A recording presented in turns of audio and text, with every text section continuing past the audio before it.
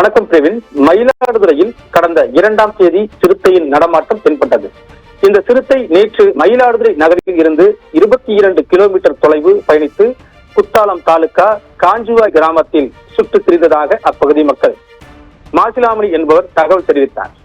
இதனையடுத்து நேற்று அங்கு முகாமிட்ட வனத்துறையினர் 15 இடங்களில் கண்காணிப்பு கேமரா பொருத்தியும் ஆற்று ஓரங்களில் கூண்டுகள் அமைத்தும் கண்காணிப்பை தீவிரப்படுத்தினர். இந்நிலையில் இன்று காலை வனத்துறை அதிகாரிகள் வந்து பார்த்தபோது கூண்டுகளில் சிறுத்தை சிக்கவில்லை. மேலும் தானியங்கி கண்காணிப்பு கேமராவில் அதிகாரிகள் சோதனை மேற்கொண்டு வருகின்றனர்.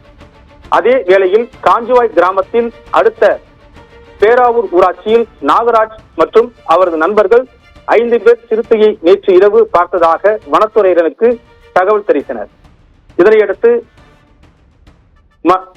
மசினக்குடியில் T-23 புலியை பிடிப்பதில் சிறப்பாக செயல்பட்ட பொம்மன் மற்றும் காலன் ஆகியோர்கள் காஞ்சுவாய் ஊராட்சிக்கு அடுத்து பேராவூர் ஊராட்சியில் சிறுத்தையின் கால் தடம் தென்படுகிறதா என்பதை குறித்து ஆய்வு மேற்கொண்டு வருகின்றனர்.